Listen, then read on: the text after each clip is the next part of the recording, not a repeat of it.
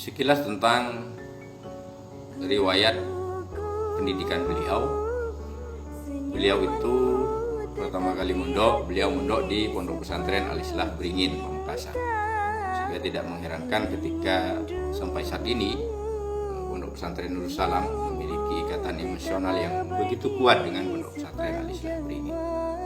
Setelah itu beliau berinisiatif untuk melanjutkan pendidikannya di Pondok Pesantren Ali Wafa Temporejo Jember, sebuah pondok pesantren yang memiliki ikon ilmu falakiyahnya. Setelah beberapa tahun kemudian beliau pulang ke Sabah Tambak dan mendirikan pondok pesantren yang beliau beri nama Nurul Salam. Ada beberapa hal yang menarik di mana ada beberapa tradisi atau kultur pesantren atau kebiasaan santri di Temporejo yang mungkin ketika itu adalah merupakan program pesantren. Beliau terapkan di Pondok Pesantren Nurul Salam, dan dari tradisi dan kebiasaan itu alhamdulillah sampai saat ini masih bertahan.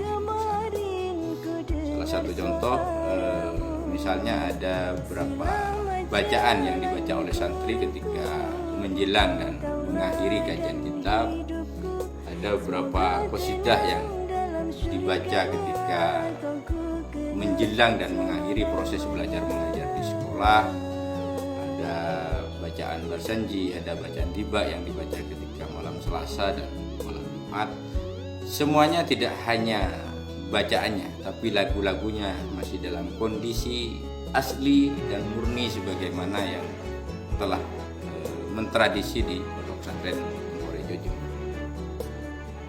Kalau berbicara tentang siapa yang memotivasi beliau, maka jawabannya adalah salah satu motivasi terbesar beliau di dalam mendirikan pesantren Nurul Salam itu adalah dalam rangka memenuhi serta menjawab kebutuhan masyarakat, terutama di bidang ilmu agama ketika itu. Karena memang sesuai dengan cerita yang saya dapat di Sabah Tambak sebelum kehadiran beliau di Sabah Tambak dan sekitarnya, kehidupan masyarakat ketika itu tidak terarah, terutama di bidang budiahnya. Beliau itu sosok yang sangat sederhana dan bersahaja, dan kehadiran beliau betul-betul mewarnai kehidupan masyarakat ketika itu. Beliau sosok yang tidak segan-segan untuk ekspansi langsung ke bawah, memantau langsung bagaimana kondisi masyarakat. Terutama beliau senantiasa aktif memantau bagaimana aktivitas ubudiah masyarakat ketika itu.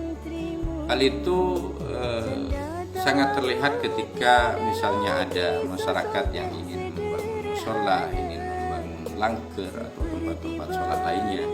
Beliau tidak segan-segan untuk terjun langsung di dalamnya, terutama di dalam menentukan arah kiblatnya. Di dalam kesederhanaan sosok beliau, ternyata beliau itu adalah orang yang sangat tegas dan disiplin. Baik ketika kapasitas beliau sebagai pengasuh pesantren, beliau sangat disiplin, beliau sangat tegas di dalam menjalankan aturan-aturan pesantren. Dan ketika beliau sebagai orang tua, beliau sangat begitu tegas dan disiplin juga di dalam menerapkan aturan bagi putra-putri beliau. Karena background beliau, di mana beliau merupakan alumni dari dua pesantren yang mengusung nilai salafiyah, maka beliau juga punya keinginan besar untuk bagaimana Nurul Salam itu terwujud sebagai pondok pesantren yang sama-sama mengusung nilai salafiyah sebenarnya. Cuma mengapa kami sebagai generasi beliau saat ini mengelola ada pendidikan formal dan lain semacamnya, itu adalah dalam rangka untuk pertama menjawab dan memenuhi kebutuhan zaman. Cuma satu hal yang harus menjadi catatan bahwa pengelolaan pendidikan formal di lembaga Nurul Salam sama sekali tidak menghilangkan nilai-nilai salafiyah yang telah diwariskan oleh beliau kepada kami, para putra-putra beliau. Sebagai generasi beliau, kami sangat berharap terutama kepada para santri dan para alumni untuk senantiasa sama-sama mengawal apa yang telah menjadi keinginan besar beliau, di mana didirikannya Pondok Pesantren Nurul Salam itu adalah pertama di dalam rangka untuk lillahi kalimatillah, dan yang kedua dalam rangka untuk menjawab serta memenuhi kebutuhan-kebutuhan masyarakat, terutama di bidang pengetahuan, terutama lagi adalah di bidang ilmu agama.